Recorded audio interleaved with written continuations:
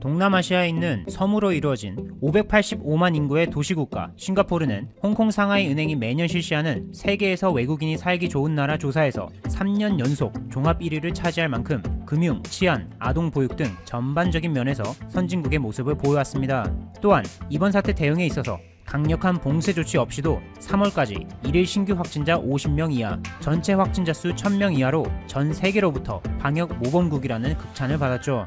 마찬가지로 방역 선진국으로 불리던 한국 역시 학교 개학 문제로 많은 고민을 하고 있을 때 당당하게 개학을 예정대로 3월 23일부터 진행해 주변 국가들의 관심을 한몸에 받은 나라 또한 싱가포르입니다. 당시 싱가포르 교육부의 입장은 국내 감염 확산 정도가 심하지 않고 성인들보다 어린이가 상대적으로 덜 감염된다는 100% 신뢰하기는 어려운 과학적 근거를 바탕으로 학교 안이 오히려 더 안전하다는 것이었습니다. 뿐만 아니라 학교 내에서 학생들은 시험 대응으로 서로 일정 거리를 두고 앉아 수업에 참여하고 꾸준히 손을 씻게 하며 최근 해외에 다녀온 학생은 2주간 학교에 나오지 않도록 조처하는 등 나름 철저하게 준비하는 듯 했습니다. 이렇게 개학을 강행한 싱가포르에 그 뒤 무슨 일이 있었는지 여러분들도 아마 소식을 접했을 겁니다. 놀랍게도 개학한 지 이틀 만에 한 유치원에서 19명의 집단 감염이 발생한 것을 시작으로 점차 확산되기 시작했습니다. 결국 개학하고 단 2주 만에 다시 학교 문을 닫았지만 이미 확산을 멈추기엔 늦은 것이죠. 개학하고 일상으로 복귀한 지 한 달 만에 무려 14배의 확진자 증가세를 보이게 된 싱가포르. 이제는 1일 신규 확진자가 연속으로 1000명대로 발생하며 월드오미터에 의하면 한국 시간 21일 기준 싱가포르 총 확진자는 1141명을 기록했습니다.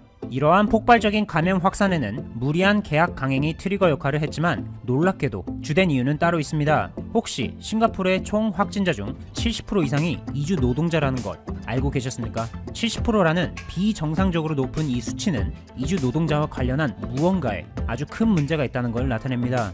현재 싱가포르에는 인도, 스리랑카, 미얀마, 방글라데시 등 주변 국가에서 건너온 20만 명 이상의 외국인 노동자들이 43개의 기숙사에서 생활하고 있는데 이 중 무려 18곳에서 집단 감염이 발생한 것으로 확인됐습니다. 이 상황만 놓고 보면 문제점을 알았으니 이제 잘 해결하는 일만 남았구나 싶지만 실상은 그게 아니었습니다. 싱가포르 정부가 결정적으로 잘못된 판단을 내려 지금의 심각한 상황까지 오게 된 계기가 바로 여기에 있습니다. 이주 노동자의 집단 감염을 발견한 후 확진자들을 이들의 기숙사 중 8곳에 모아 격리하게 되는데 한 외국인 노동자는 외신과의 인터뷰에서 자신들의 삶에 대해 이렇게 말하고 있습니다. 좁은 방 하나에 12명이 사는데 사회적 거리두기가 가능하다고 생각하느냐? 비누와 세제가 없어 샤워, 청소 등은 생각도 힘들고 부엌이나 방에서 바퀴벌레가 나오기도 한다. 이러한 환경에서 이주 노동자들이 생활하고 또 확진자를 격리하다 보니 당연히 이들 사이에서 매일매일 확진자가 폭발적으로 급증할 수밖에 없는 것이죠.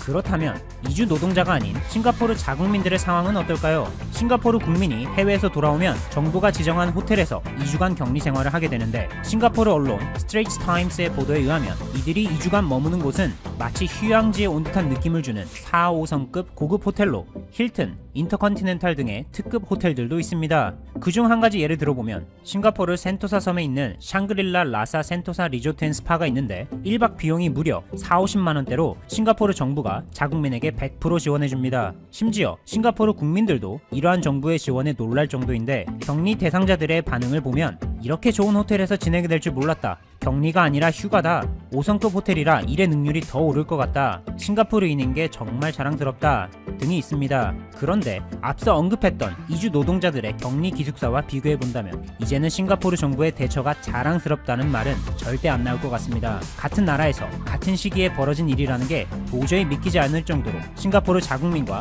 외국인 노동자 각각에 제공되는 것들의 그 차이가 너무 커서 현지 언론을 비롯해 많은 외신들이 싱가포르의 대응 실패 이유 1순위로 차별을 꼽았습니다. 일본의 지난 2월 다이아몬드 프린세스호와 최근 코스타 아틀란티카호와 같은 크루즈선 사건이 있다면 싱가포르에는 차별이 있었던 것이죠.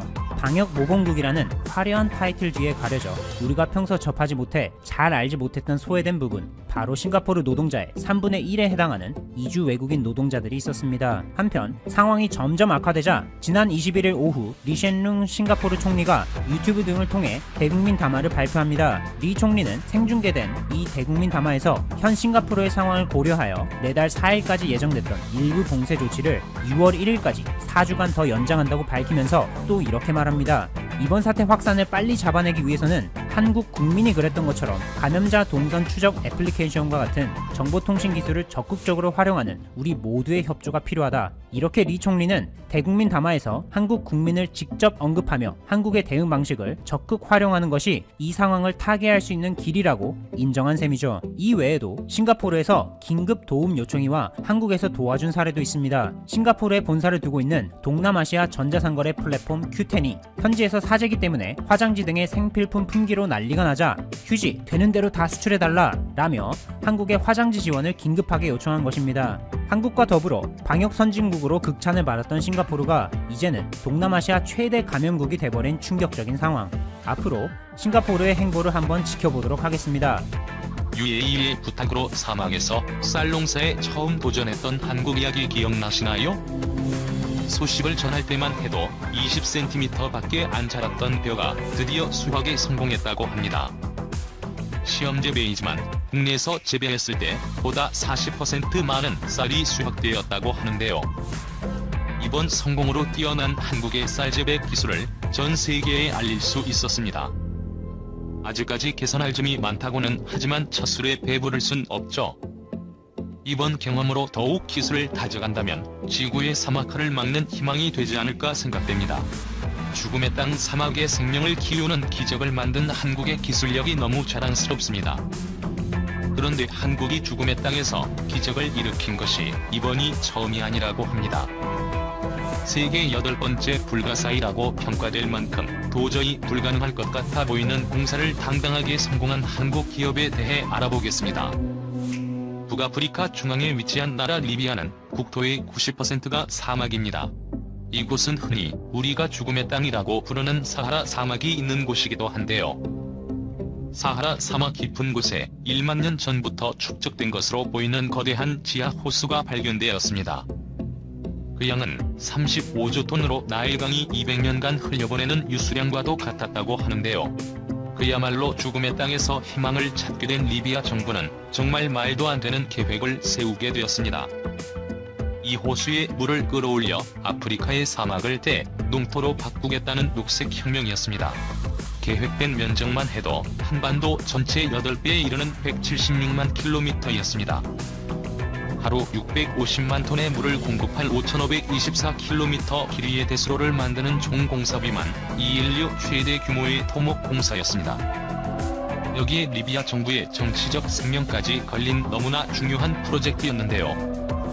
리비아 정부의 대수로 공사 계획은 전 세계로 퍼져나갔고 한 한국 기업도 이 정보를 입수하게 되었습니다. 1981년 이 한국 기업은 입찰 준비를 위해 회사 내부의 비밀 전담반까지 구성해 1단계 수주 경쟁에 뛰어들었습니다. 전 세계에서 날고 긴다는 선진 건설사들이 대거 참여해 정말 치열한 수주 경쟁이었는데요. 1983년 11월 최종적으로 1단계 수주를 맡게 된 기업은 놀랍게도 한국 기업인 동아건설이었습니다. 1단계는 동남부 지역의 1874km의 수로를 건설해야 했고 총 공사 비용은 39억 달러였습니다. 대규모의 수주를 따내서 좋았지만 현장은 정말 암울했습니다. 작업 환경과 조건이 정말 최악 중의 최악이었기 때문입니다.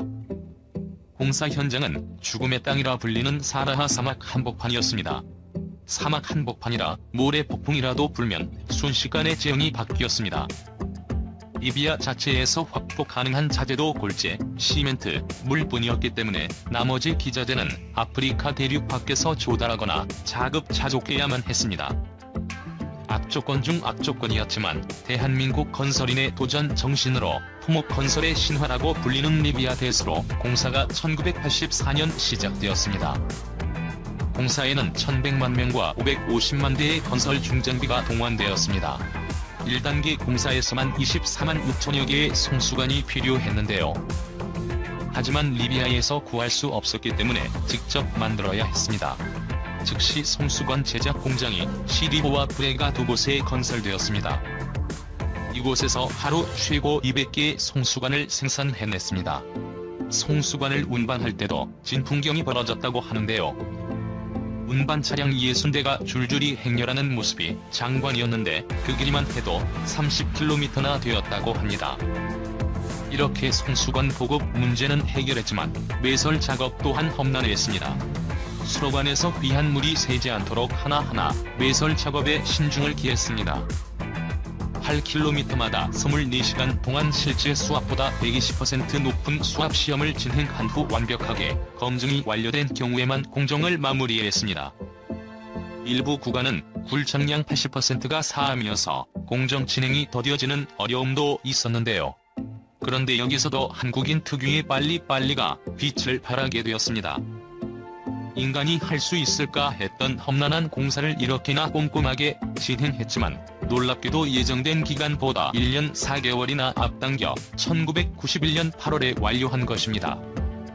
1단계 공사에서 카다피가 이 공사는 세계 8대 불가사의라고 말할 만큼 말도 안 되는 공사가 한국 기업의 손에서 완성된 것입니다. 1단계 공사를 진행하던 중 2단계 공사 수주도 1985년 진행되었습니다. 당연히 동아건설에 맡기지 않을까 했지만 이런 생각은 오산이었습니다. 첫 공사가 잘 되고 있다 보니 이게 가능하구나 싶었는지 리비아는 새로운 계획을 세웠습니다.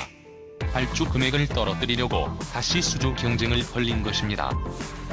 1단계에도 치열했지만 2단계에서는 떨어졌던 업체들은 물론 세계 굴지 기업들이 초청되면서 더욱 치열해졌습니다. 얼마나 치열했던지 이 수주 경쟁은 예정된 기한을 넘어 2년여간 진행되었습니다. 마지막까지 남은 업체는 한국의 동아건설과 인도의 컨티넨탈사였습니다. 인도 기업에 제시한 조건은 너무나 큰 산이었습니다.